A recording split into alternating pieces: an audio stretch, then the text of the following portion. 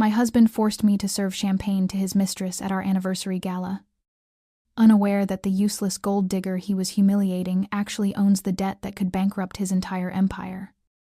The crystal flute felt heavy in my hand, my fingers tightening around the stem until the glass threatened to snap under the pressure. I stood in the corner of the grand ballroom, blending into the shadows like a stain on the pristine marble floor, while the elite of New York whispered behind their fans. They did not see Elena Vance, the wife of the CEO.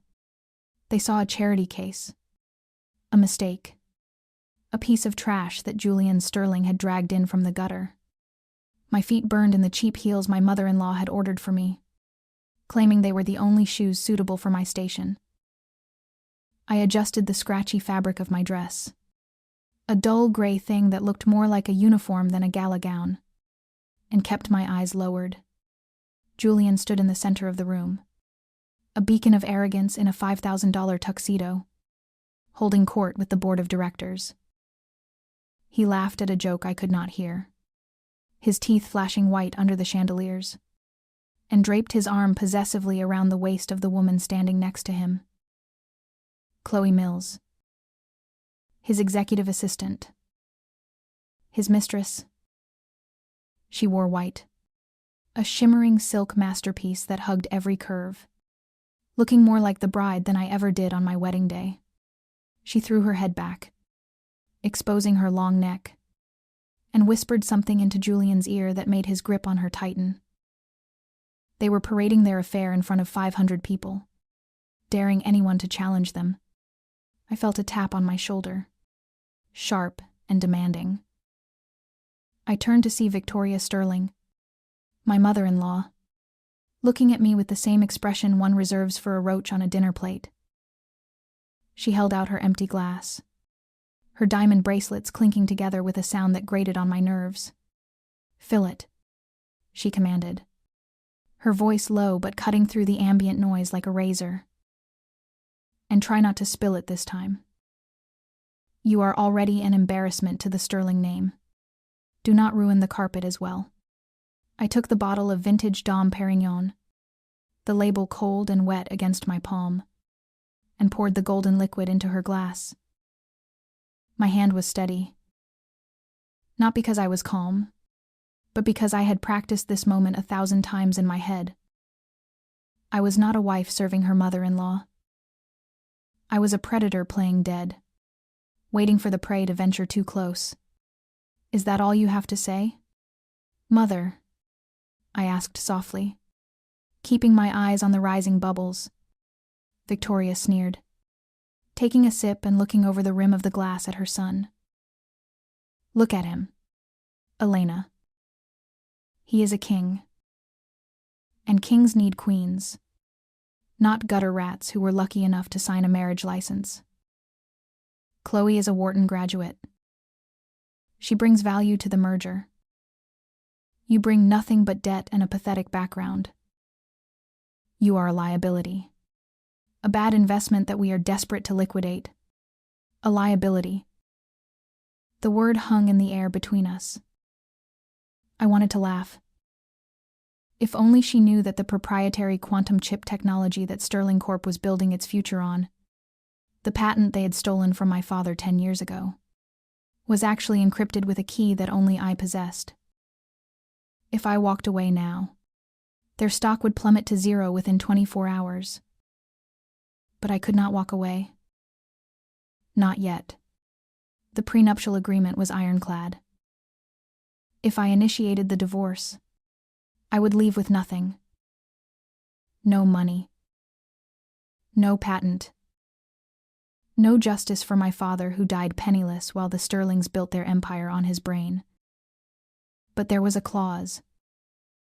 Clause 42. Section B. The moral clause.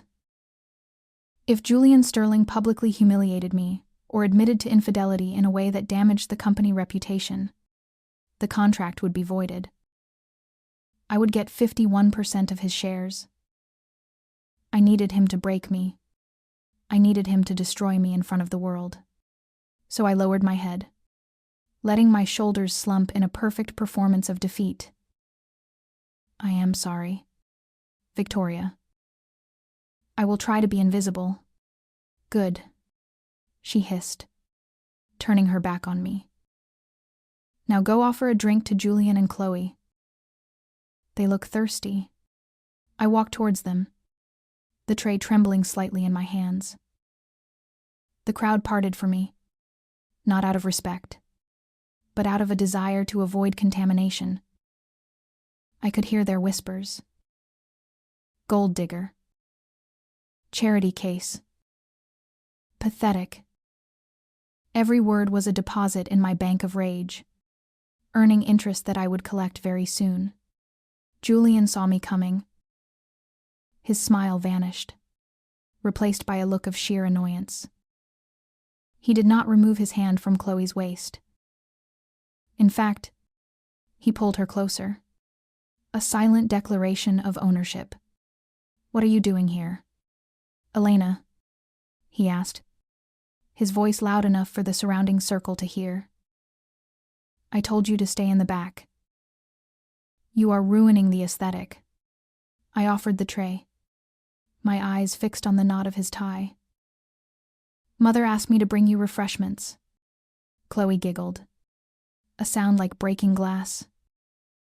Oh, poor Elena. You really do look like the help tonight. Maybe we should start paying you a salary. It would be the first time you actually earned money in your life. The investors around them chuckled. A cruel, sycophantic sound. Julian smirked, enjoying the show. He reached out, not for a glass, but to flick the strap of my cheap dress. Chloe is right, he said, his tone dripping with condescension. You are an eyesore. Go back to the kitchen and take this trash with you.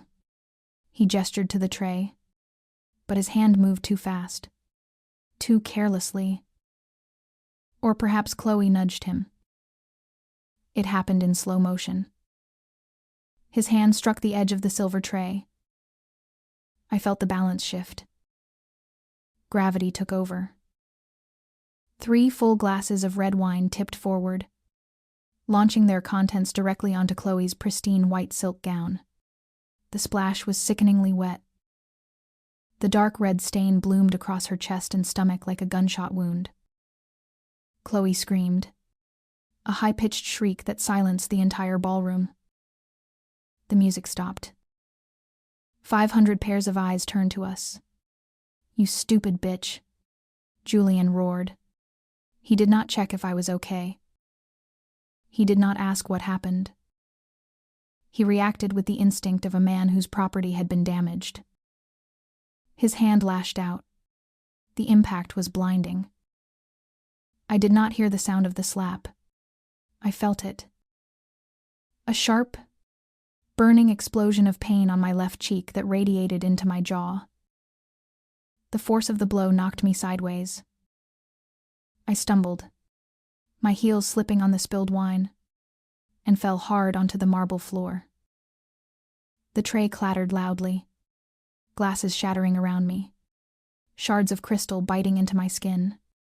I lay there, stunned, tasting the metallic tang of blood in my mouth. The room was deathly silent. No one moved to help me. No one gasped in horror at a man hitting his wife.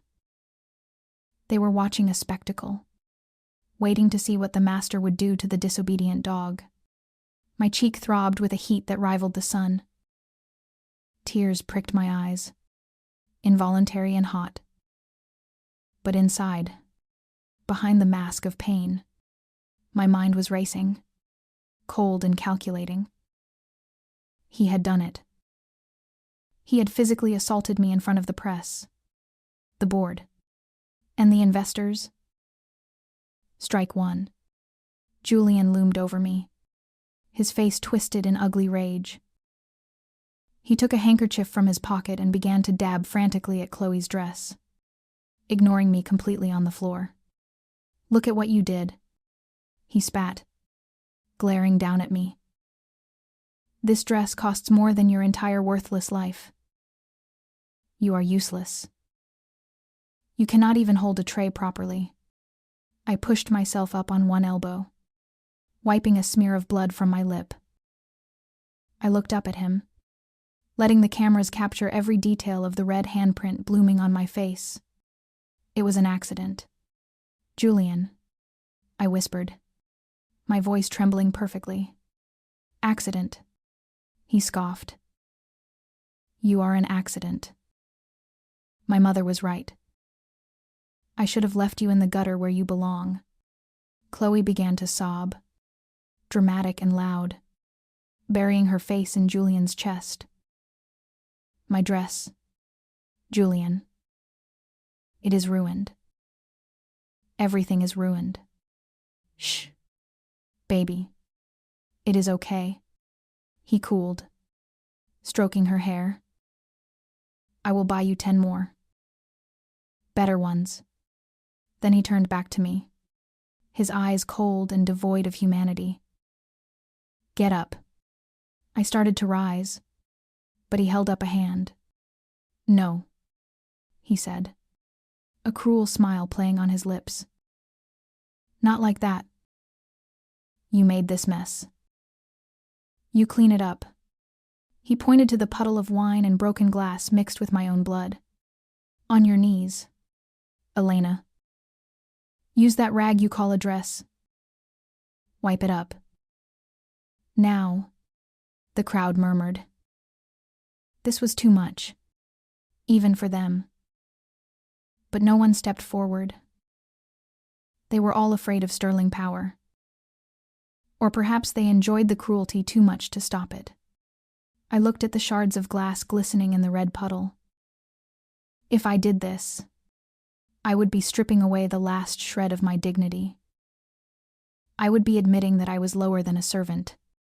But I also looked at the journalists in the back of the room. I saw the red lights of their cameras blinking. They were recording everything. This was the evidence. This was the key. I slowly lowered myself back down. I felt the cold wetness soak into my knees. I reached out with the hem of my gray dress. Are you happy, Julian? I asked, my voice barely a whisper, but in the silence, it carried like a shout. He laughed, a sound devoid of mirth. I will be happy when you are gone. Clean. I began to wipe.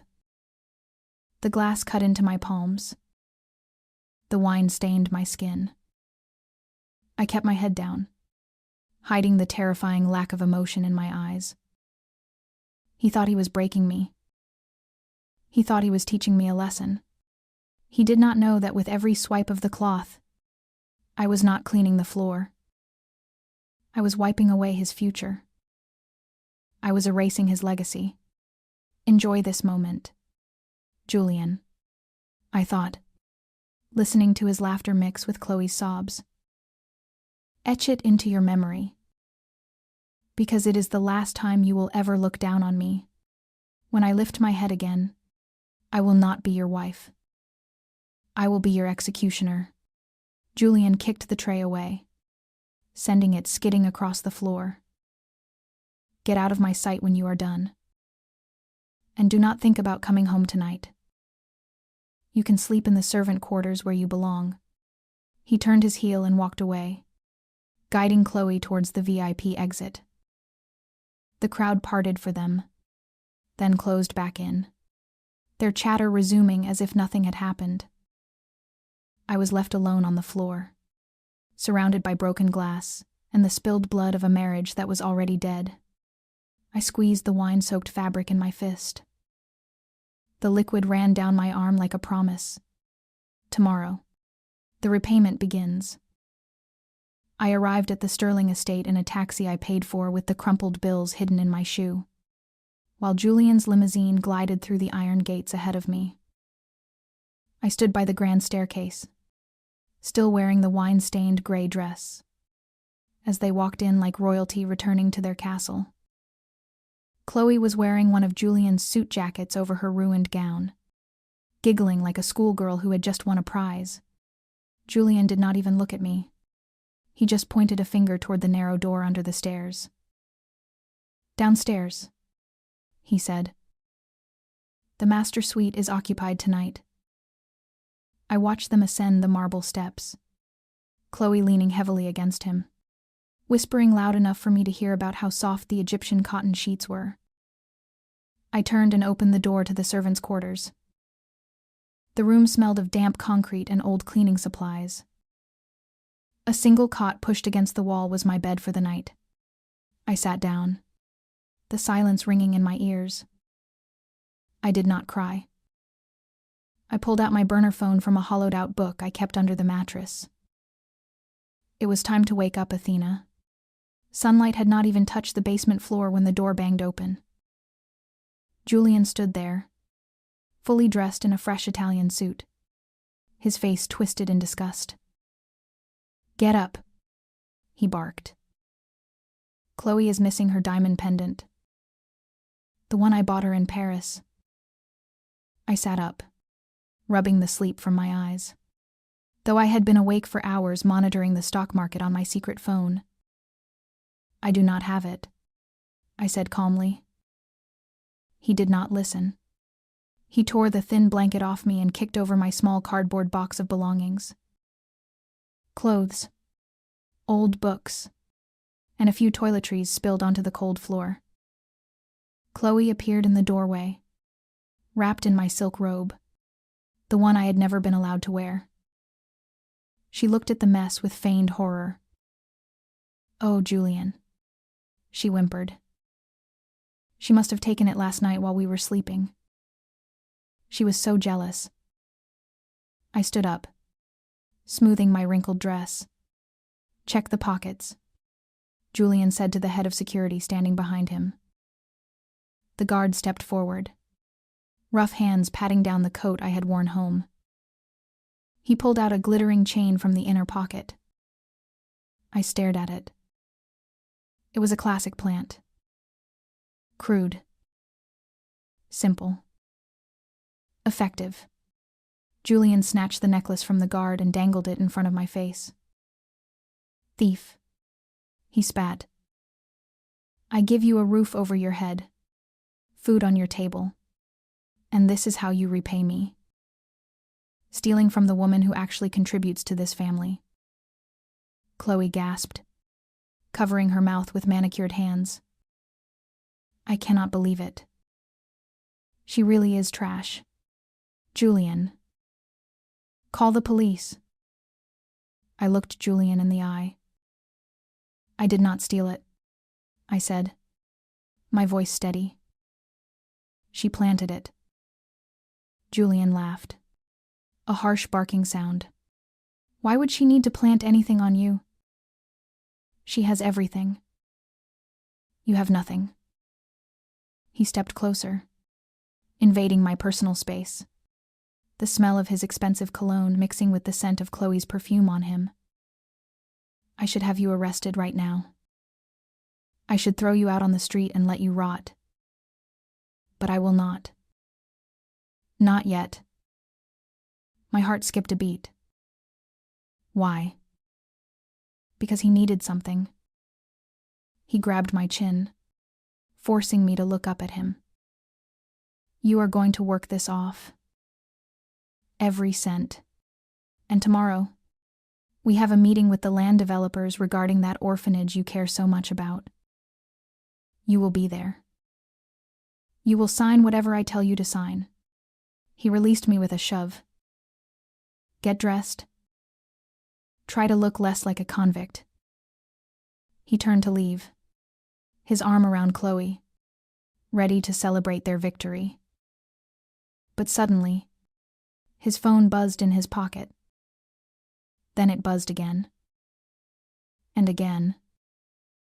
A relentless stream of notifications.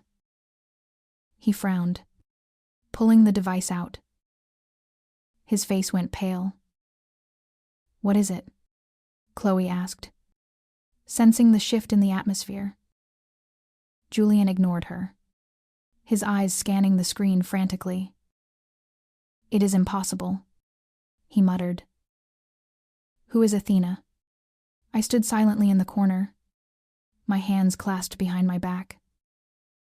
In my right hand, hidden in the folds of my dress, my thumb hovered over the send button of my burner phone.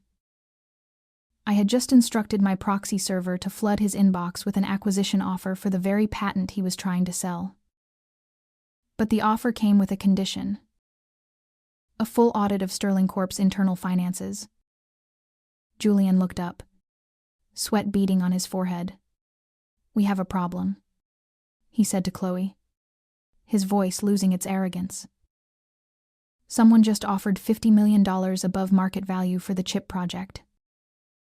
But they know about the liquidity issues." "How do they know?" Chloe looked confused. "Who cares? Take the money." Julian shook his head, pacing the small room. "I cannot. If they audit us, they will see the holes in the accounts. They will see the money I moved to your private account to buy that penthouse." He stopped, realizing he had said too much in front of me. He looked at me, suspicion narrowing his eyes. But he dismissed the thought immediately. Elena was too stupid to understand corporate finance. He shoved the phone back into his pocket. "We are leaving," he snapped at Chloe. "I need to get to the office. Someone is leaking information." He turned to me one last time. "You are lucky today. Elena, stay in this room until I call for you. Do not touch anything. Do not speak to anyone. If another spoon goes missing, I will have you in handcuffs." They stormed out, the door slamming shut behind them. The lock clicked. I waited until the sound of their footsteps faded away. Then I sat back down on the cot and exhaled. I pulled the burner phone back out. The screen displayed a sent receipt. Offer transmitted. Sender Athena Capital. I allowed myself a small, cold smile. Julian thought he was saving his company. He did not realize he was inviting the devil into his house. He was right about one thing. I was a thief. But I was not interested in diamond necklaces or petty jewelry. I was stealing his company, piece by piece, right from under his nose. I stood up and walked to the small mirror on the wall. The bruise on my cheek was blooming purple, ugly and tender. I touched it lightly. Let them enjoy their master bedroom. Let Chloe wear her stolen robes. Because tomorrow, Julian needed my signature to sell my childhood home, the orphanage land, to cover the holes in his books.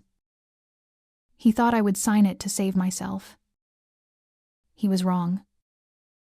I would sign it to bury him. I picked up the diamond necklace they had left on the floor in their haste. I dropped it into the toilet bowl and flushed. The water swirled, taking the glittering lie away. One down. Everything else to go. The blackened windows of the Escalade did little to filter out the glare of the morning sun as we sped toward the outskirts of the city. Julian sat next to me, thumbing through a stack of legal documents with a violence that made the paper snap. He had not spoken a word since he dragged me out of the servant quarters by my wrist, throwing me into the car like a bag of unwanted laundry. I sat perfectly still, my hands folded in my lap, staring at the partition separating us from the driver. My wrist throbbed where his fingers had dug in, a dull ache that anchored me to reality. We were heading to St. Jude's, the crumbling orphanage where I had spent the first 10 years of my life before being fostered and eventually forgotten. To Julian, it was just a plot of land, a distressed asset he could acquire for pennies and turn into a luxury strip mall. To me, it was the only home I had ever known. And today, he was forcing me to pull the trigger on its execution. He needed my signature because, ironically, the deed was still in my name. A forgotten legacy from a donor who had pitied the orphan girl with the aptitude for math. Sign here. Here. And here, Julian said, shoving the heavy binder onto my lap without looking at me. Do not read it. You would not understand the terminology anyway. Just put your name on the dotted line so we can get this over with. I looked down at the contract.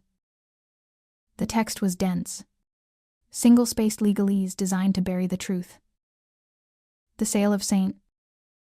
Jude's for $5 million. The demolition scheduled for next week. The eviction of 20 children and 3 nuns. My heart hammered against my ribs. A physical manifestation of the panic I was supposed to be feeling. But my mind was cold. I knew this was coming. I had hacked his calendar 3 days ago. I knew he was desperate. The holes in Sterling Corp's finances were widening. He needed this land as collateral to secure a bridge loan from the bank. Without this asset, the banks would call in his debts, and his empire would crumble before Athena even fired the second shot. He was leveraging my past to save his future. I cannot just sign it, Julian, I whispered, letting my voice tremble. Sister Mary is there. Where will the children go? Julian laughed, a harsh sound that filled the cabin. Who cares where they go? They are wards of the state. The state will find them another warehouse to rot in. This is business. Elena. Something you know nothing about. We are 5 minutes away. If you hesitate, if you shed one tear and embarrass me in front of the developers, I will make sure you end up on the street right next to those brats. Do you understand? He leaned in, his cologne suffocating me. I nodded, shrinking back into the leather seat. Good. Now fix your hair. You look like a ghost. I reached into my bag, pretending to search for a comb. My fingers brushed against the cool metal of my phone. I tapped the screen once, activating the script I had written last night. Codename, Trojan Horse. At exactly 10:15, in 3 minutes, Julian's personal line would receive a call that he could not ignore. The car crunched over the gravel driveway of St. Rita. Jude's. Through the window, I saw them. The yellow bulldozers were already parked on the lawn, sitting there like metal predators waiting to feast. Sister Mary stood on the porch, clutching her rosary, her frail body blocking the heavy oak doors as if she could stop the machinery with prayer alone. A group of men in hard hats and suits stood by a folding table set up near the fountain. They checked their watches, impatient. Julian kicked the car door open before the driver could come around. He marched toward the table, buttoning his jacket, transforming instantly from the abusive husband into the charismatic CEO.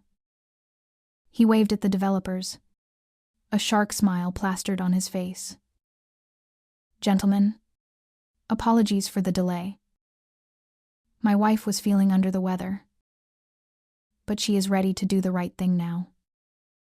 He turned and snapped his fingers at me. Come here, Elena. Bring the pen. I stepped out of the car, the gravel crunching under my cheap flats. The wind whipped my hair across my face, hiding the lack of fear in my eyes. I walked toward the table, clutching the binder to my chest. Sister Mary saw me. Her eyes widened, filled with betrayal. Elena, she called out, her voice cracking. Child, please, do not let them take our home. I flinched, the guilt stinging more than Julian's slap. I could not look at her. If I made eye contact, I might break character. I had to focus. I placed the binder on the table. The lead developer, a man with a thick neck and greedy eyes, tapped the paper. We need signatures on page 10 and the addendum on page 12. Then the wire transfer happens immediately. Julian tapped the table impatiently. You heard the man. Sign. I picked up the pen. My hand shook. I let the pen hover over the paper. Julian, I said softly. Are you sure this is the only way? Sign the damn paper. Elena, he hissed through gritted teeth, leaning close to my ear so the others would not hear. Or I swear to God, I will burn that orphanage down myself. I flipped the page. Page 10. The transfer of deed. I signed my name, Elena Vance, in shaky, looped cursive. Julian snatched the page away as soon as I lifted the pen, handing it to the developer. One down. Now the addendum. This was it. The moment. I flipped to page 12. But as I turned the page, my other hand, hidden under the binder, slid a thin sheet of paper from my sleeve. It was identical to the original addendum in font and texture, but the content was vastly different. I slipped it on top of the original, aligning the edges perfectly. It took less than a second. A sleight of hand I had practiced all night. Just as I prepared to sign, a loud, piercing ringtone shattered the tension. Julian froze. It was his private line, the one only his broker and top investors had. He pulled it out, annoyed. Unknown number. He was about to decline, but then his eyes widened. The caller ID changed. It flashed a single word, Athena. My script was running perfectly. He looked at me, then at the developers. Excuse me, he said, his voice tight. I have to take this. He stepped away, turning his back to us. I watched his shoulders tense as the synthesized voice on the other end delivered the news. Mr. Sterling, this is Athena Capital. We have detected a $50 million discrepancy in your offshore accounts. We are freezing the acquisition offer until you clarify. Julian's panic was palpable. He was shouting into the phone now. That is a lie. My accounts are clean. Who are you? While he was distracted, screaming at a ghost, I looked at the developer. I smiled. A sad, apologetic smile. He is very stressed, I said softly to the man. I should probably sign this so we can go. The developer nodded, not caring about Julian's drama, only about the commission. Please, Mrs. Sterling. Right here. I looked down at the paper I had swapped. The header read, Addendum B, Property Usage. But the text below it did not authorize a strip mall. It designated the land as a historical heritage site, protected under federal law, Section 106, prohibiting any commercial development or demolition for 99 years. By signing this, and having Julian countersign, we were effectively locking the land in a legal stasis. He would pay the mortgage. He would own the deed. But he could not touch a single brick. I signed my name quickly. Then I called out, Julian, honey. We need your signature to finalize the wire. Julian spun around, face red with rage, the phone still pressed to his ear. He stomped back to the table. What? He barked. Sign here. The developer pointed to the line next to mine. Julian did not even look at the text. He was too busy trying to keep his lie afloat on the phone. Listen to me. You computer-generated freak. He shouted into the device while scribbling his signature on the document. I have the assets. I am securing the land right now. He slammed the pen down, tearing the paper slightly. There. Done. Are you happy? He looked at me with pure hatred. Get in the car. We are leaving. The developer snatched the papers, grinning. Pleasure doing business. Mr. Sterling. The wire is initiated. Julian grabbed my arm and dragged me away from the table, away from Sister Mary's sobbing, away from the bulldozers that would now sit silent forever.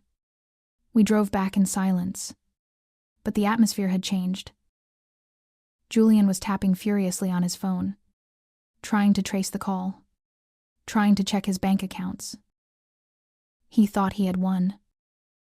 He thought the $5 million from the bank loan would hit his account in an hour, covering the hole that Athena had pointed out. He did not know that the bank would freeze the loan the moment their legal team registered the heritage status of the collateral. He had just bought a money pit. I stared out the window, watching the city skyline approach. My childhood home was safe. The children would not be evicted. And Julian Sterling had just spent his last liquidity lifeline on a building he could not sell and could not destroy. You are useless, Julian muttered, breaking the silence as we pulled up to the estate. But at least you served a purpose today. Go back to your room. I have real work to do. I stepped out of the car, clutching my bag. I watched him storm into the house, phone glued to his ear, shouting for Chloe. I walked slowly to the side entrance, allowing myself a deep breath of fresh air. The air tasted sweet. It tasted like justice. He called me a bad investment. He had no idea. I was not just a bad investment. I was a market crash waiting to happen. And the opening bell had just rung. The sound of a $50 million loan application being denied is surprisingly quiet. Just a soft click on a receiver. But the scream that followed it shook the crystal chandelier in the foyer. I sat in the kitchen, peeling a bruised apple with a dull knife, listening to the destruction of Julian Sterling's sanity upstairs. It had taken exactly 45 minutes for the bank's legal team to review the documents we signed at Santino. Jude's. 45 minutes for them to discover that the prime real estate Julian intended to leverage was now a federally protected heritage site, burdened with restrictions that made it commercially worthless. He had just traded his liquidity for a pile of bricks he could not touch. I sliced the apple calmly, each piece a small victory. Above me, something heavy, likely a vase from the Ming Dynasty collection, shattered against a wall. His footsteps thundered down the stairs. I did not flinch. I put a slice of apple in my mouth and chewed slowly, savoring the sweetness of his despair. He burst into the kitchen, his face a mask of purple rage, veins bulging in his neck like cords of rope. He slammed a piece of paper onto the granite island. "What did you do?" he hissed, his voice trembling with suppressed violence. "The bank says the land is protected." "Protected. Elena. I cannot build a mall. I cannot even build a lemonade stand. I just spent $5 million to buy a landmark that generates zero revenue. How did this happen?" I looked at him with wide, innocent eyes, swallowing the apple. "I do not know, Julian." The man said, "Sign the addendum." "You told me not to read it." "You were on the phone." Remember. He gripped the edge of the counter, his knuckles turning white. He wanted to hit me. I could see it in his eyes. But he could not. Not with the memory of the Gala still fresh. Not with Athena breathing down his neck. He swept the fruit bowl off the counter instead. Oranges and bananas rolled across the floor. You are a curse. He spat. Every time you touch something, it turns to ash. Get out of my sight. Before I kill you, I was about to leave, to retreat to my basement sanctuary, when Chloe appeared in the doorway. She was wearing a silk robe, her hand resting protectively on her stomach. She looked at Julian, then at the mess on the floor, and her eyes hardened. She knew he was at a breaking point. If he snapped now, the stress might kill him, or worse, make him incompetent to run the company. She needed to anchor him. She walked over to him, stepping over the spilled fruit, and placed a hand on his chest. Julian. Baby. Calm down. She cooed, her voice sickly sweet. Forget about the land. We have bigger news. Better news. Julian looked at her, his breathing ragged. What could possibly be better than bankruptcy? Chloe. She reached into her pocket and pulled out a small white stick. She held it up like a trophy. 2 pink lines. I am pregnant. Julian. You are going to be a father. A real father. The silence that followed was absolute. Julian stared at the test, his anger momentarily paralyzed by shock. Then, slowly, a grin spread across his face. It was not a smile of love, but of ego. An air. A sterling air. He grabbed Chloe and spun her around, burying his face in her neck. A son, he muttered. I know it is a son. He finally has a worthy successor. He looked at me over Chloe's shoulder. The look of triumph was back. You see that, Elena? This is what a real woman does. She creates legacy. You just consume resources. Chloe smirked at me, wrapping her arms around his neck. We need to make room for the baby. Julian, we cannot have negative energy in the house. It is bad for the child's development. She meant me. She wanted me gone. And this time, she had the ultimate weapon. The front door opened with a chime, announcing the arrival of the matriarch. Victoria Sterling swept in, wearing a fur coat despite the mild weather, looking like a vulture descending on a carcass. She had obviously been summoned by Chloe the moment the pregnancy test turned positive. She walked straight to Julian and Chloe, ignoring me completely. Is it true? She demanded. Chloe nodded, beaming. Victoria let out a rare, genuine laugh and clapped her hands. Finally. The bloodline is secure. She turned to me then, her eyes cold and deadly. Well, that settles it. You are no longer needed. Elena. In fact, you are a health hazard. She pointed a manicured finger at the door. Get out. Pack your trash and leave. Now, my son needs a sterile environment for his heir. Not a barren wasteland like you. I stood my ground, gripping the edge of the counter. I cannot leave. Victoria. This is my home. We are legally married. Victoria scoffed, walking over to the refrigerator and pulling out a bottle of water. Not for long. Julian. Call the lawyers. Tell them to draft the eviction notice. Until then, she is trespassing. She turned to the security guard standing by the entrance. Roberts. Go to the servant quarters. Take everything in that cardboard box she calls a wardrobe and throw it on the lawn. If she wants it, she can sleep on the sidewalk with it.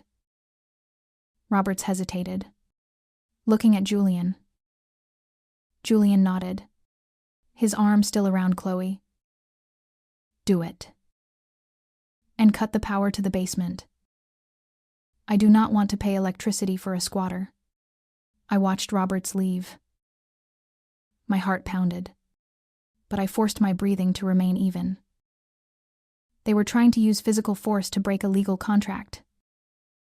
It was amateur hour. I looked at Julian. If you throw me out without cause, you violate the prenuptial agreement. Clause 10. Section C. Abandonment. If I am forced out of the marital home while we are still married, I am entitled to immediate liquidity of assets to secure comparable housing. That means you have to write me a check for half the value of this estate. Today. Julian froze. He knew the contract. He had written it to trap me, but now the bars were bending. He sneered. I am not abandoning you. I am simply rearranging the living situation. You can stay in the basement, but do not expect us to feed you. Do not expect heat. Do not expect water. You want to be a parasite. Fine. But parasites starve when the host cuts them off. Victoria smiled. A cruel, thin-lipped expression. Excellent idea. We will starve her out. Let us see how long she lasts on tap water and pride. She snapped her fingers at the housekeeper. Maria, lock the pantry. Lock the fridge. If I catch you giving this woman a single crumb of bread, you are fired. Do you understand? Maria nodded, eyes downcast, whispering a sorry to me as she hurried to obey. They turned their backs on me, heading into the dining room to celebrate the future heir. I was left standing in the kitchen, the smell of their expensive roast dinner wafting from the oven, my stomach growling in protest.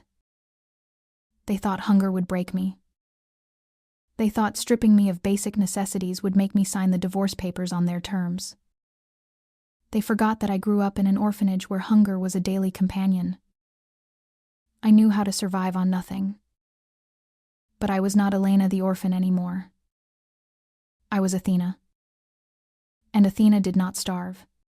I walked down to the dark basement. The power was cut, just as they threatened. It was pitch black and freezing. I sat on the cot, listening to the sounds of their celebration upstairs. Glasses clinking. Laughter. Toasts to the unborn baby who would replace me. I pulled out my phone. The screen glowed in the darkness. A beacon of power. I checked my offshore account. The balance was a string of numbers that would make Victoria Sterling faint. I opened a food delivery app. Not the usual one. The high-end concierge service that catered to the 1%. If they wanted to play a game of wealth, I would show them what real liquidity looked like. I scrolled through the menu of Le Bernardin, the 3 Michelin-star seafood restaurant that required a reservation 6 months in advance. Unless, of course, you owned the black card that I did. I placed the order. Priority delivery. Then I waited. An hour later, the gate intercom buzzed. I heard the commotion upstairs. Who is ordering food at this hour? Victoria complained. Julian shouted at the guard. Check it.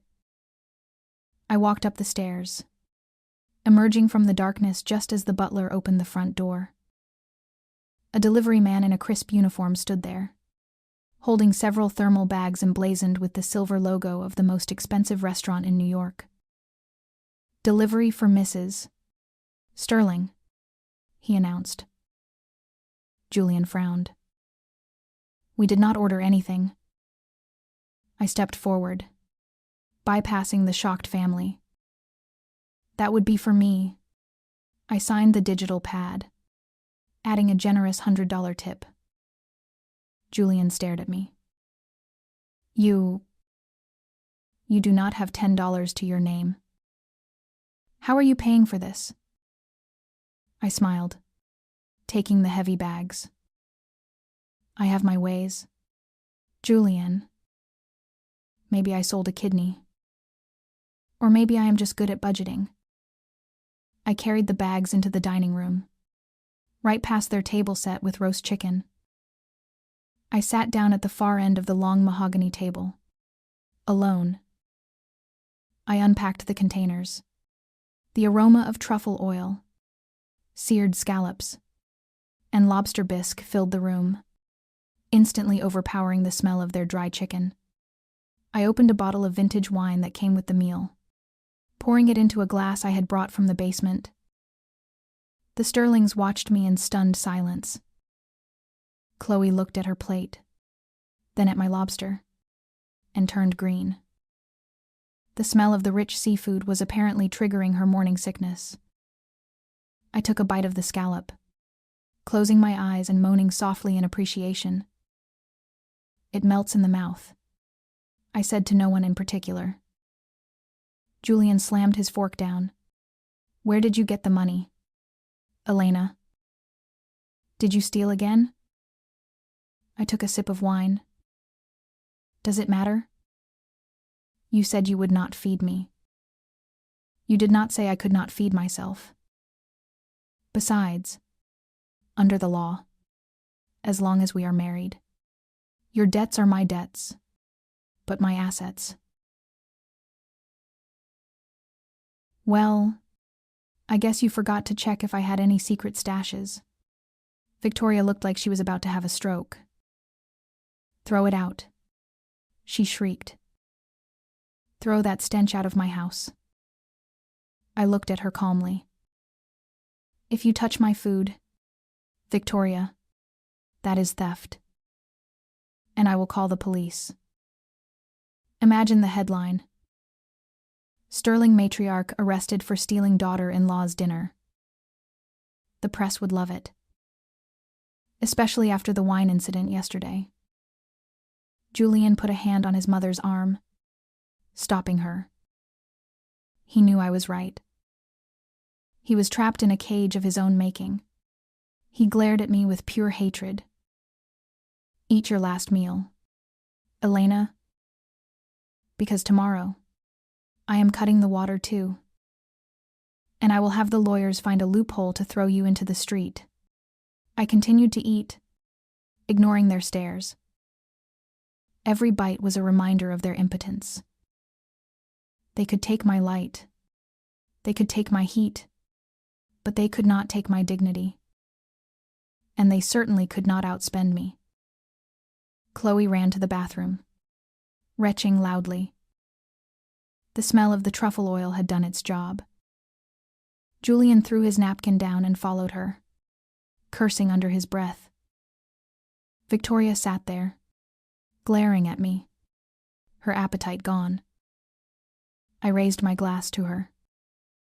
"To the heir," I said softly. "May he inherit his father's charm and his mother's intelligence. Because God knows, he will need it when I am done with this family." The dinner ended with me full and them hungry. I retreated back to the basement, wrapping myself in the fur coat I had bought online weeks ago and hidden in the vents. It was cold, but I was warm. I checked my phone. The lawyer had sent a message. Clause 10 invoked.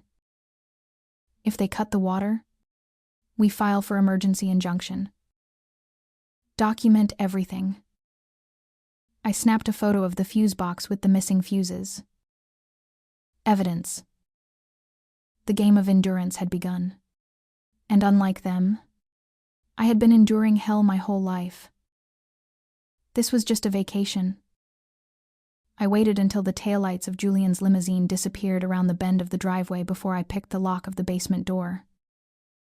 It was a simple pin tumbler mechanism. Child's play for a woman who designed security systems for the Pentagon before she became a housewife. I slipped out into the cool night air, shedding the persona of the battered wife along with my gray rags. I ran to the servant entrance where a black sedan was waiting, its engine idling silently. My assistant, a man who knew me only as Athena, opened the door. The back seat was a mobile command center, glowing with screens and live feeds. Tonight was the Metropolitan Charity Gala, the playground of the ultra-rich, and the centerpiece was the Blue Hope diamond, a stone rumored to carry a curse of financial ruin for any man who bought it for vanity. It was perfect for Julian. The car did not take me to the auction house. I did not need to be in the room to control it. We parked 2 blocks away, tapping into the venue's security feed. On the center screen, I saw Julian and Chloe making their grand entrance. Chloe was draped in emerald silk, her hand resting on her flat stomach as if she were carrying the Messiah. Julian looked manic. His eyes were darting around the room, too bright, too desperate. He needed a win. After the heritage site disaster, rumors of Sterling Corp's insolvency were circulating on Wall Street. He needed to show the world he still had cash to burn. He needed to project power. And I was going to sell him that illusion at a premium price. The auctioneer, a British man with a voice like velvet, stepped up to the podium. Ladies and gentlemen, we come to the highlight of the evening. The Blue Hope diamond. A flawless 12-carat fancy vivid blue stone. We will start the bidding at $2 million. Julian raised his paddle immediately. $2 million, he announced, his voice booming. He wanted to scare off the competition early. He looked at Chloe, who clapped her hands in delight, whispering something that made him puff out his chest. He thought this would be easy. He thought he was the biggest shark in the tank. He did not know the ocean was rigged. I pressed the intercom button in the car. Bid $3 million.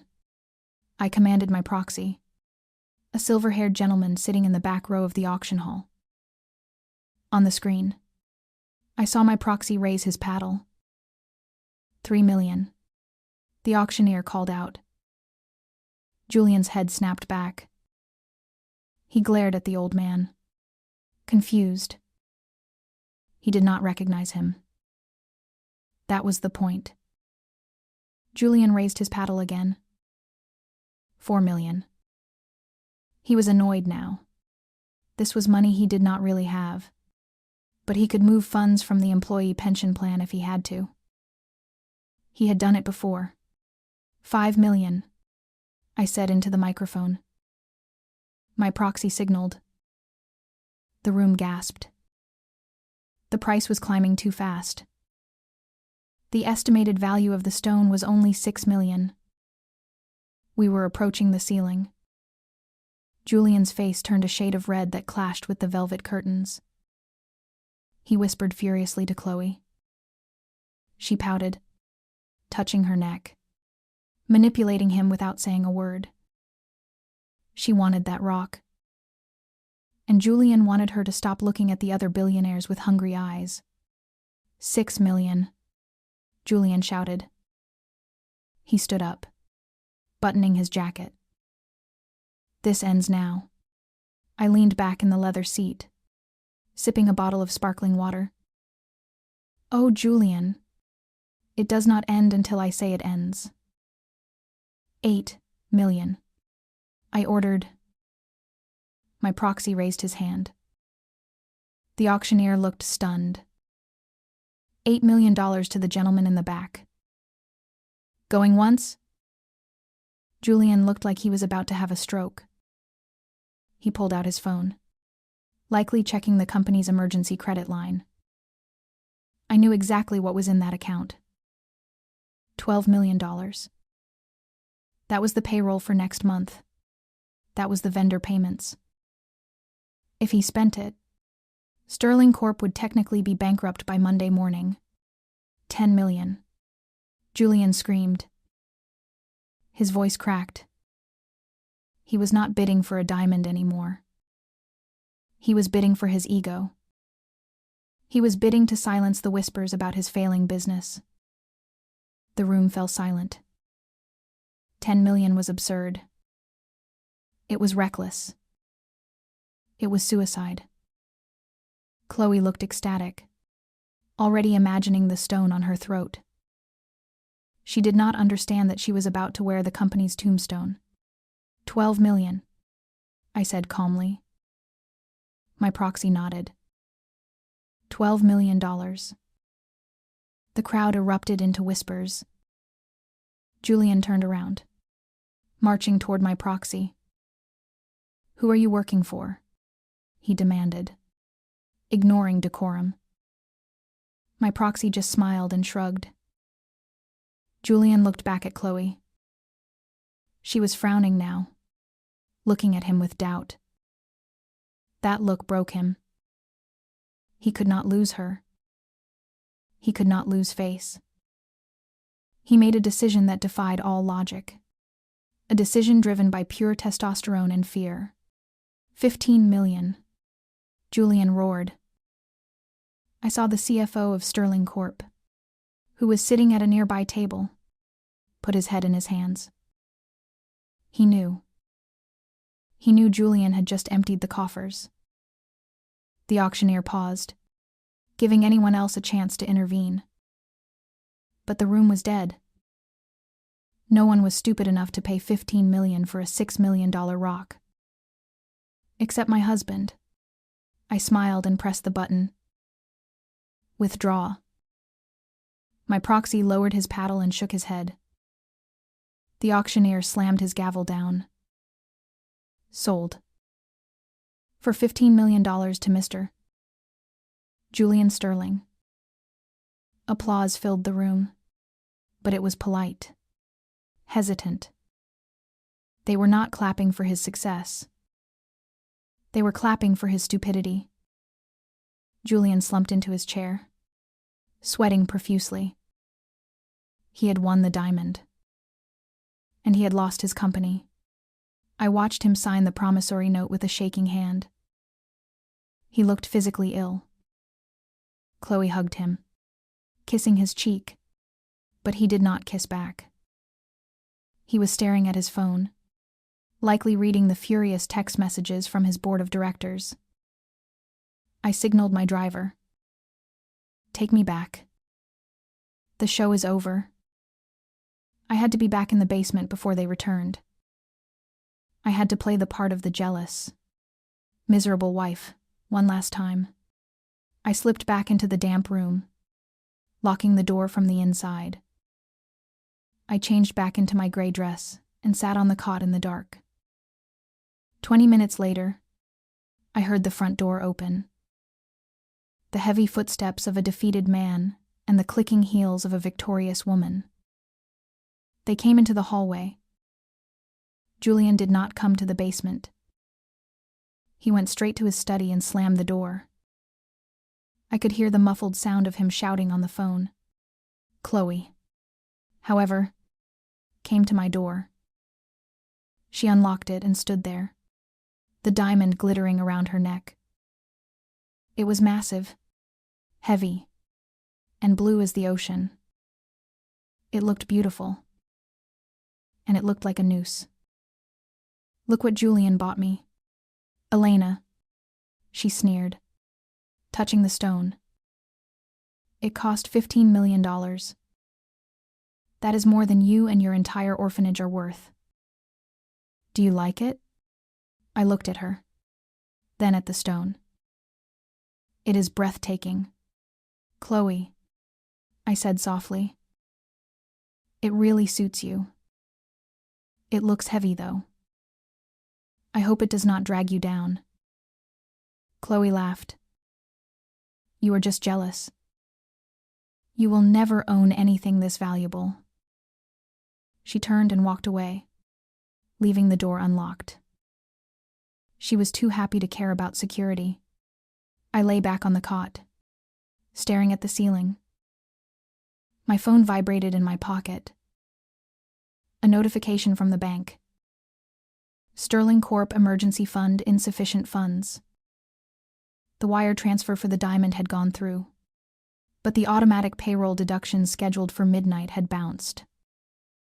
Tomorrow, 5,000 employees would wake up without a paycheck. The labor unions would riot. The stock would crash. And Julian would be too busy admiring his blue stone to notice the avalanche until it buried him. I closed my eyes and slept. It was the best sleep I had in years. The Blue Hope curse had struck again. Only this time. The curse had a name. And her name was Athena. I woke up to the sound of smashing glass. Not a wine glass this time, but a tablet thrown against the wall upstairs. The sun was barely up, but the empire was already burning. I checked my hidden smartwatch. 6 o'clock in the morning. The news alert flashed on the tiny screen. Sterling Corp misses payroll. Stocks plummet 15%.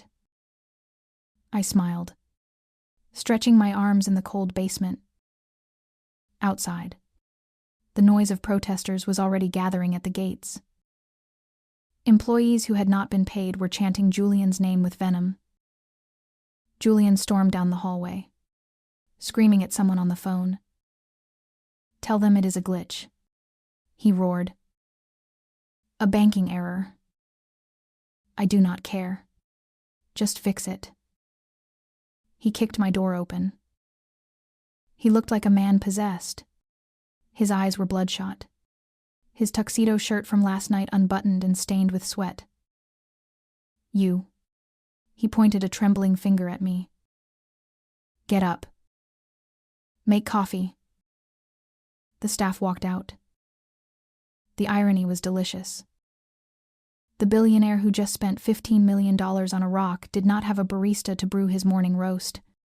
I walked to the kitchen, but the coffee machine was dry. I need to go to the guest house to get filters. I lied. Julian waved me off, too busy watching the stock ticker bleed red on the wall-mounted television. I slipped out the back door. The garden was quiet, shielded from the chaos at the front gate. My assistant, the man who drove the car last night, was waiting behind the high hedge. He handed me a thick manila envelope. The final audit report, he whispered, and the acquisition papers for the bank debt. I took it, sliding it under my oversized sweater. Good, I said. Go before he sees you. But I was too late. Or perhaps, right on time. A shutter clicked. I looked up to see Julian standing on the balcony, his phone raised. He was not looking at the stock market anymore. He was looking at his wife meeting a strange man in the bushes. A slow, predatory grin spread across his face. He did not see a business transaction. He saw an exit strategy. He met me at the door, grabbing my arm with a grip that bruised. So this is it, he said, waving his phone. The grieving widow act. Meanwhile, you are screwing around behind my back. He snatched the envelope from my sweater. What is this? Love letters. Cash he gave you for services rendered. He did not open it. He did not even look at the seal. He was too blinded by his own narrative. This is perfect, he muttered, pacing the room. The public hates me right now because they think I am incompetent. But if I am a victim, if I am the heartbroken husband whose wife is cheating on him while his company is under attack, they will sympathize. He looked at me, his eyes gleaming with a twisted genius. You just saved the company, Elena. By destroying yourself. He called for security. Lock her in the guest room. Take her phone. Take everything. I have a press conference to schedule. I sat in the guest room. The door bolted from the outside. They had taken my burner phone. They had taken the envelope containing the foreclosure notice. But they had not taken the smartwatch on my wrist, disguised as a cheap fitness tracker. I tapped the screen, accessing the live feed of the living room. Julian was on the phone with his public relations team. Set it up for noon, he commanded. Title it A New Chapter. I will announce the divorce, show the photos of her cheating, and then introduce Chloe and the baby. The stock will rebound on the news of a successor. Chloe was sitting on the sofa, polishing the Blue Hope diamond with a silk cloth. Make sure you cry a little, Julian, she advised. Say you tried to make it work for the sake of her mental health. It was a solid plan. A classic deflection. Divert attention from the financial crime to the domestic drama. Unfortunately for them, they were building their stage on a trapdoor. Noon arrived. I watched on the small television mounted in the corner of the room. A podium was set up in the grand foyer. Flashbulbs erupted as Julian stepped out, holding Chloe's hand. He looked somber, the perfect picture of a grieving leader. Ladies and gentlemen, he began, his voice thick with fake emotion. I asked you here to discuss the company. But first, I must address a personal tragedy. He paused, looking down. For months, I have supported my wife, Elena, through her struggles. But today, I discovered that while I was fighting to save our employees' jobs, she was betraying our vows. The screen behind him flashed the grainy photo of me in the garden with the man. The crowd gasped. I have no choice but to file for divorce, Julian continued, gaining confidence. But there is hope.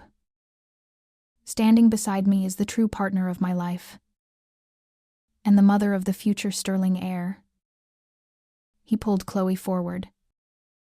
She touched the diamond on her neck, smiling shyly.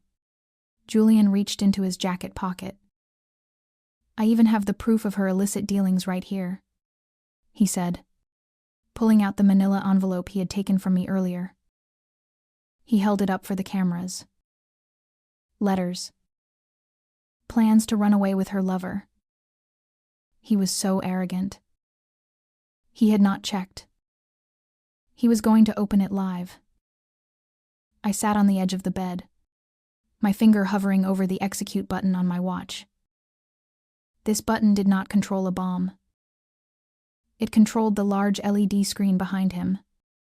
Open it, Julian, I whispered to the empty room. Show them the love letter. He tore the seal. He pulled out the documents.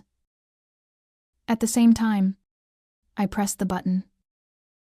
The photo of me on the screen vanished.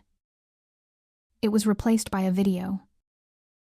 A video recorded inside the master bedroom 2 nights ago. The audio boomed through the speakers, drowning out the reporter's questions. On the screen, a crystal-clear video showed Julian laughing as he signed the transfer for the diamond funds. Who cares about the payroll? The digital, Julian said, his voice echoing in the foyer. Let the peasants eat cake. I want that diamond. Chloe. If the company goes under, we will just declare bankruptcy and blame it on the market. Real Julian froze on stage, the envelope half open in his hand. The reporters stopped taking photos of him. They started taking photos of the screen. He looked up, horror dawning on his face as his own voice condemned him. He looked at the envelope in his hand. He looked at the screen. And for the first time, he realized he was not the director of this show. He was the clown. The grand foyer of the Sterling estate transformed into a coliseum of noise as the video on the screen played on a loop. My husband's digital voice boomed over the speakers, repeating the phrase, "Let the peasants eat cake like a broken record," while the real Julian stood frozen on the podium. He smashed his fist against the control panel, trying to kill the feed. But the system was locked out by an encryption key that only I possessed. The reporters were no longer asking questions. They were shouting accusations. Flashbulbs popped in a relentless stroboscopic assault, capturing every bead of sweat rolling down his pale forehead. Chloe stood behind him, clutching the Blue Hope diamond as if it could shield her from the avalanche of public hatred. She looked at the screaming mob, then at Julian, her eyes wide with the realization that the ship was not just sinking, it was exploding. Julian turned back to the crowd, his eyes wild. "This is a deep fake," he shouted into the microphone, his voice cracking under the strain. "A manipulation by my enemies. I have proof of the real conspiracy right here." He waved the manila envelope I had given his security team earlier. "This is the evidence of my wife's infidelity and her plot to sabotage this company." He tore the papers out, desperate to change the narrative. He did not look at them before he held them up to the camera lenses. He expected grainy photos of me and a lover. He expected a sordid love letter. Instead, the document facing the world was a crisp, white legal notice with a red header that read, "Notice of default and immediate foreclosure." The reporter in the front row, a sharp-eyed woman from the Wall Street Journal, squinted at the paper. "Mr. Sterling," she called out, her voice cutting through the din. "That does not look like a love letter. That looks like a demand for payment from Athena Capital." Julian froze. He pulled the paper back and looked at it for the first time. His eyes scanned the text. "Pursuant to the default on loan agreement 784, Athena Capital hereby exercises its right to seize all collateral assets." His breath hitched. He looked at the bottom of the page, searching for the signature of the CEO of Athena, the mysterious enemy who had been hunting him. He found it, and the world stopped spinning. Signed in bold, elegant ink was the name Elena Vance. He looked up, his face draining of all color. "Elena," he whispered, the name falling from his lips like a curse. He looked toward the guest room where he had locked me up. The heavy oak doors swung open. I stepped out. I was not wearing the gray rags of a servant anymore. I was wearing a black tailored suit that I had stashed in the ventilation shaft weeks ago. My hair was pulled back in a severe bun. I walked past the security guards who had once pushed me around. They did not stop me. They stepped aside. They knew who paid the real bills. I walked up the steps of the podium, the click of my heels, the only sound in the sudden silence. I reached out and took the paper from Julian's trembling hand. "I believe you are holding my property." "Julian," I said, my voice amplified by the microphone, calm and cold. "And I do not mean the paper. I mean the company." A man in a dark suit stepped up beside me. It was Mr. Blackwood, my personal attorney. He placed a briefcase on the podium and opened it. "Mr.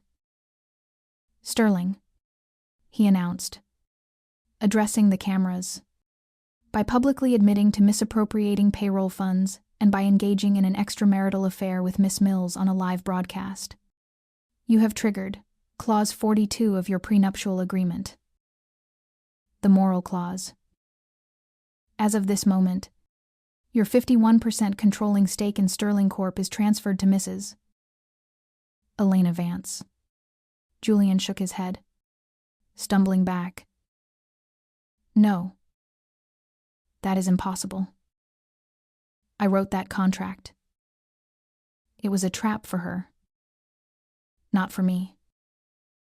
I stepped closer to him, invading his space just as he had done to me so many times. You built the cage, Julian. I just locked the door. I turned to the head of security, a man named Roberts who had thrown my clothes on the lawn yesterday. Roberts, I said. Remove the trespassers. Roberts nodded. He signaled to his team. 2 large guards moved toward Julian. 2 others moved toward Chloe. Julian's face turned purple. You cannot do this. I am the CEO. I am Sterling. Roberts grabbed Julian's arm, twisting it behind his back with professional indifference. Not anymore. Sir. You are a security risk. Please come with us. Chloe screamed as a guard took her arm. She tried to cling to the podium. I am pregnant, she shrieked. You cannot touch me. I am carrying the heir. I looked at her, my expression bored. The heir to what? Chloe. A bankrupt estate and a father facing federal prison. And by the way, that diamond does not belong to you either.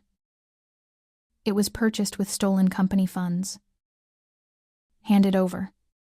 Chloe clutched the necklace, tears streaming down her face, ruining her makeup. No. It is mine. He gave it to me.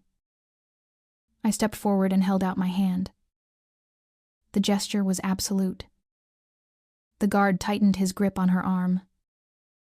Give it to her, miss, he warned. Or we will add grand larceny to the charges. Chloe sobbed, her hands shaking as she unclasped the heavy blue stone. She dropped it into my palm. It felt cold. It felt heavy.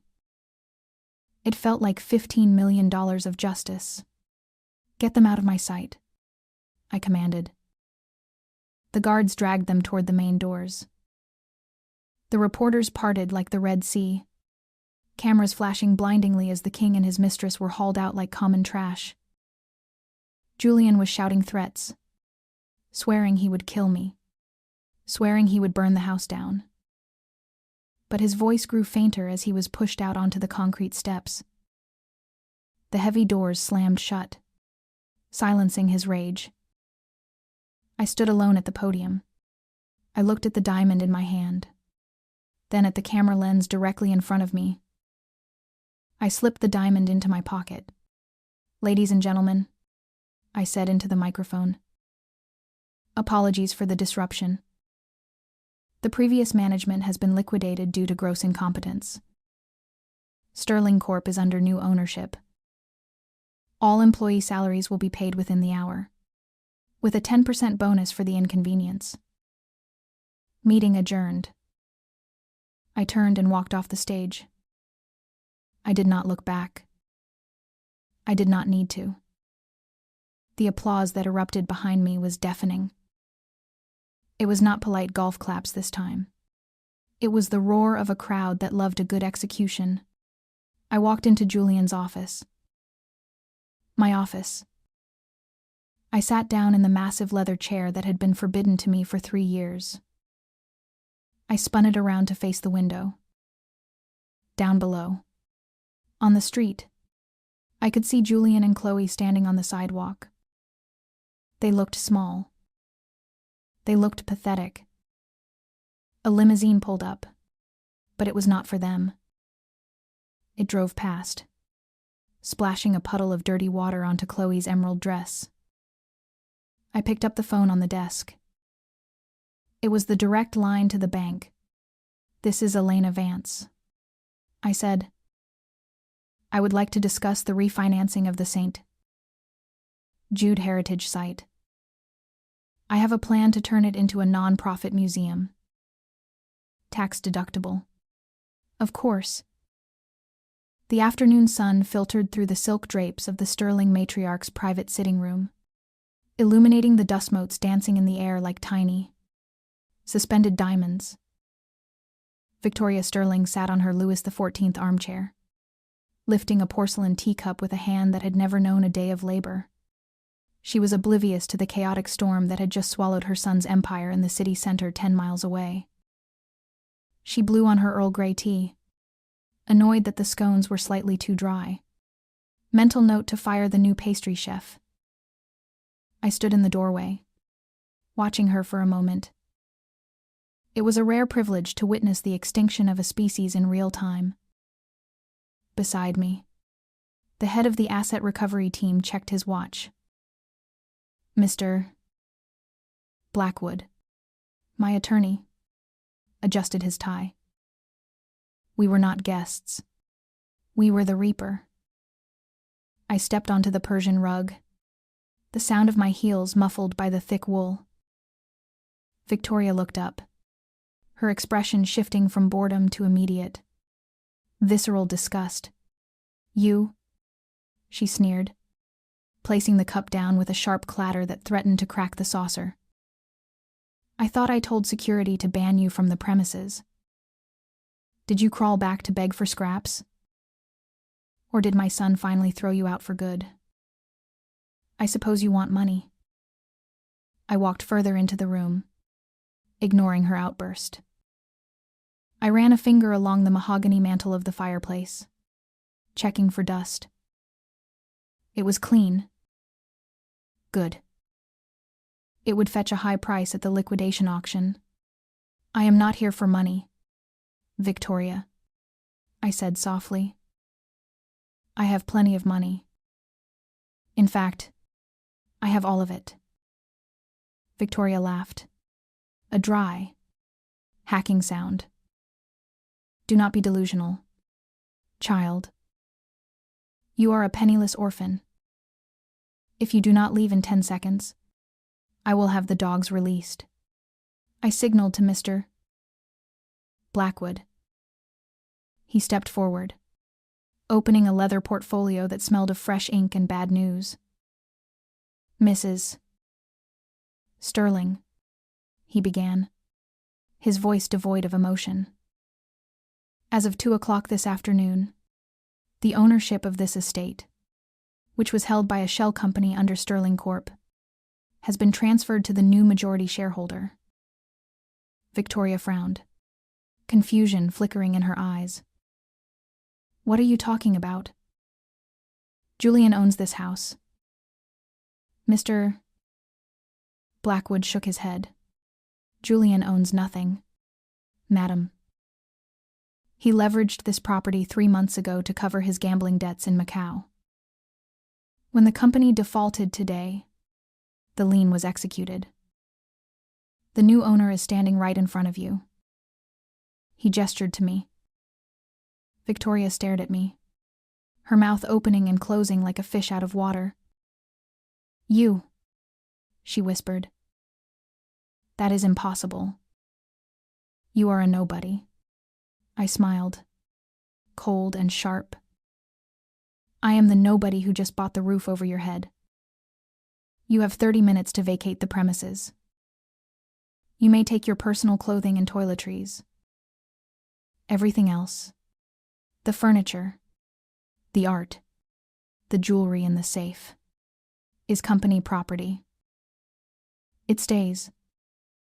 Victoria stood up, trembling with rage. She grabbed a heavy crystal vase from the table. "I will not leave. This is my house. I have lived here for 40 years. Get out." She threw the vase. It shattered against the wall inches from my head. I did not flinch. I nodded to the team waiting in the hall. "Gentlemen, clear the room." The asset recovery team swarmed in like a colony of efficient ants. Large men in blue uniforms began tagging furniture with red stickers. One man picked up the silver tea service right off the table while Victoria was still reaching for it. Another began taking the oil paintings off the walls. "Stop it," she shrieked, grabbing at the movers. "Do not touch that. That is a Renoir." The mover gently but firmly pushed her aside. "It is inventory number 402 now. Lady. Move or get moved." I watched her unravel. The composure of the high society queen stripped away to reveal a frightened, powerless old woman. She looked at me, eyes wide with terror. "Elena, please. You cannot do this." "Where will I go?" I checked my watch. "You have 25 minutes. Victoria. I hear the Motel 6 on the highway has vacancies. Or maybe you can stay at Sand. Jude's. Oh, wait. They do not accept charity cases with bad attitudes." The front door burst open downstairs. "Mom, help me." It was Julian. His voice was a broken rasp. He stumbled into the sitting room, looking like a man who had walked through a hurricane. His tuxedo was soaked with dirty street water. His tie was missing, and his face was pale with shock. Chloe trailed behind him, her makeup smeared, her emerald dress ruined. She looked around the room, seeing the movers packing up the silver, and her face went from panic to calculating. Julian saw me. He stopped dead.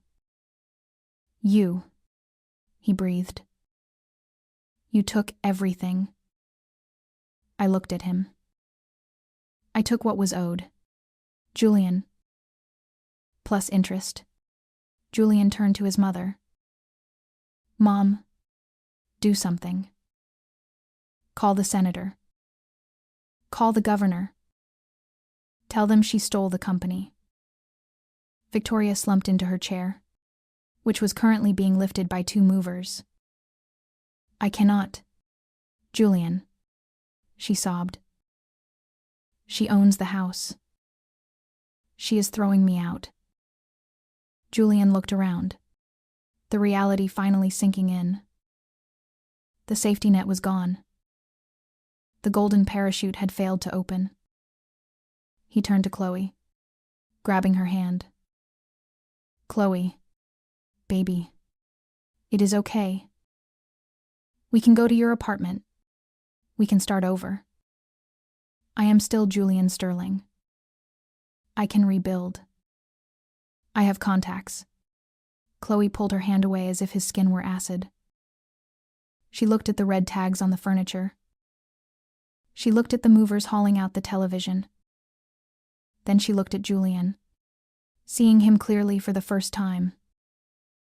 Not as a CEO, but as a liability. A drowning man who would pull her down with him. "My apartment is in my name. Julian," she said, her voice icy. "And I do not run a shelter for homeless men." Julian blinked. "What?" "But the baby. Our heir." Chloe laughed. A harsh, ugly sound. "There is no baby. You idiot." It was a menopause scare. Or maybe just bad sushi. Who knows? But I am certainly not pregnant with the spawn of a loser. The silence in the room was heavier than the marble statues being carted away. Julian looked as if he had been shot. "You lied," he whispered. Chloe shrugged, adjusting her ruined dress. "It is called strategy. Julian. I bet on a horse. The horse broke its leg. I am not going to shoot myself just to keep it company. She turned to the door, stepping over a pile of packed books. Goodbye, Julian. Good luck with whatever this is. She glanced at me, a flash of fear in her eyes, and hurried out before I could decide to seize her handbag too. Julian stood alone in the center of the empty room. His mother was sobbing in the corner. His mistress had abandoned him. His empire was liquidated. He looked at me. The arrogance was gone. The cruelty was gone. All that was left was a frightened child. He took a step toward me, then another. And then, the great Julian Sterling, the man who had forced me to wipe wine from the floor, fell to his knees. Elena, please, he begged, tears mixing with the dirt on his face. I am sorry. I was wrong. I was stressed. We can fix this. I love you. You know I love you. Do not do this to family. I looked down at him. He reached out to grab the hem of my pants, his fingers grasping for salvation.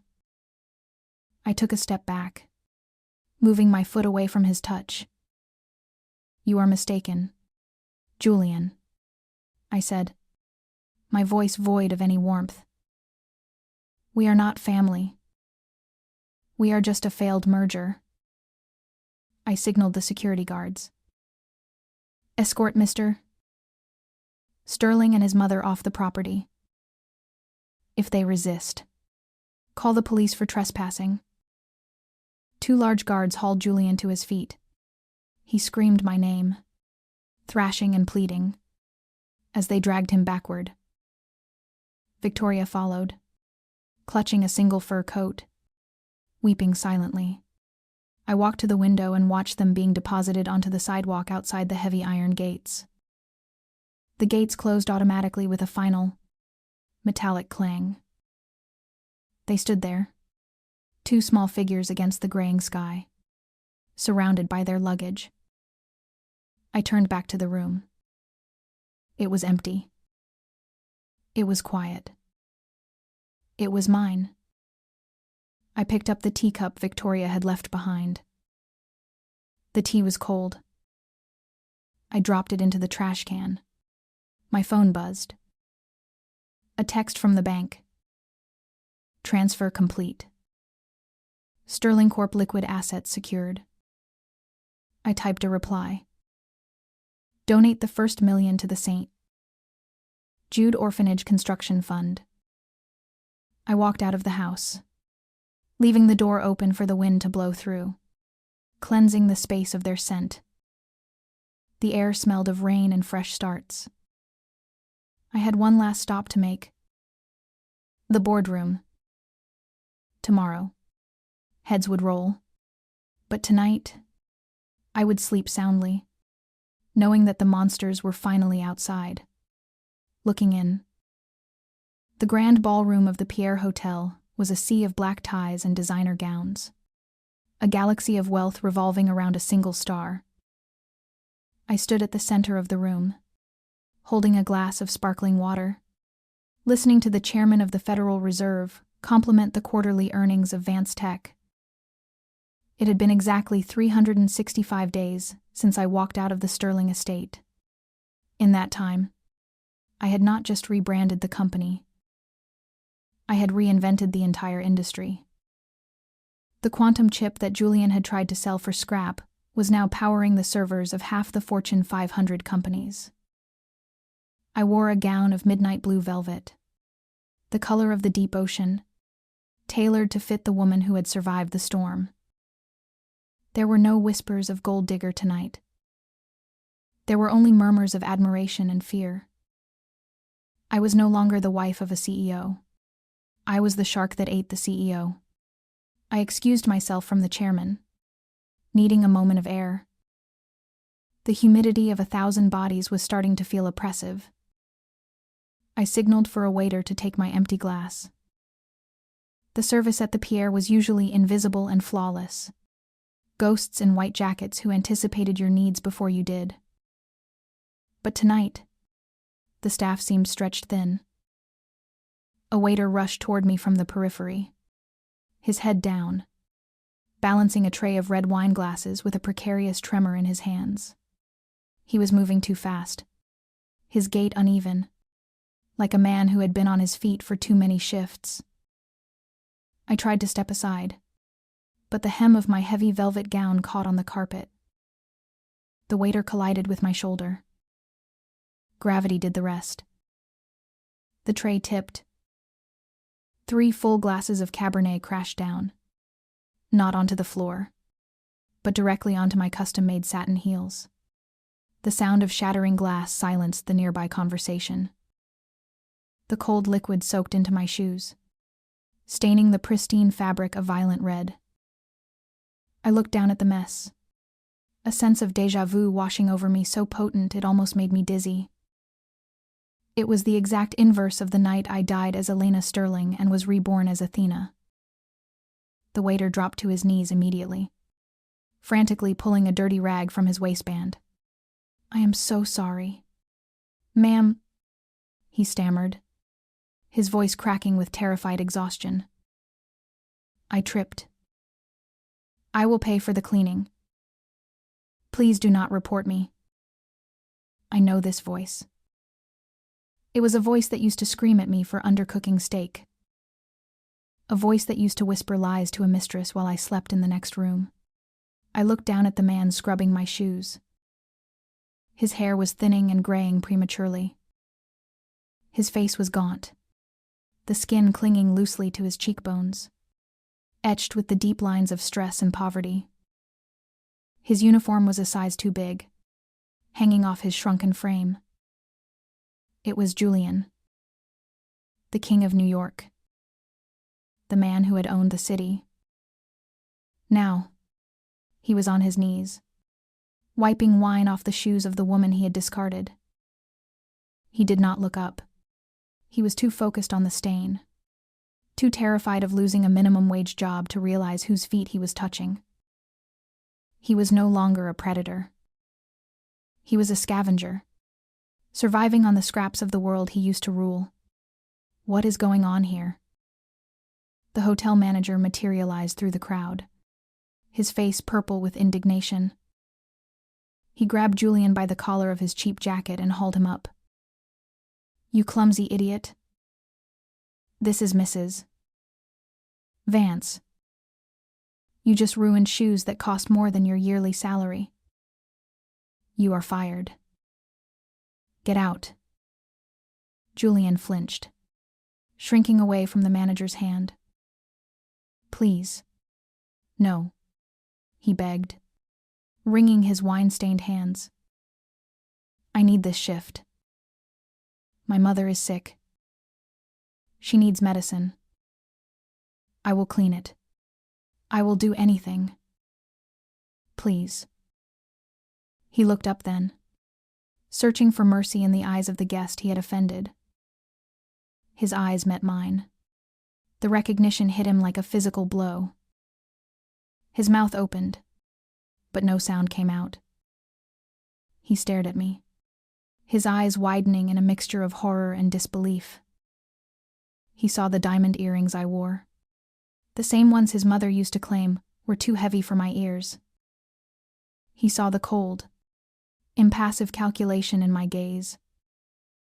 He realized that the universe had not just punished him. It had arranged a poetic execution. "Elena," he whispered, the name barely audible over the jazz music. I did not blink. I did not smile. I simply looked at the manager who was about to drag him away by the scruff of his neck. "Stop," I said. The word was soft, but it carried the weight of a billion-dollar portfolio. The manager froze. "Mrs. Vance." I apologized profusely. We will remove this trash immediately. I looked at Julian.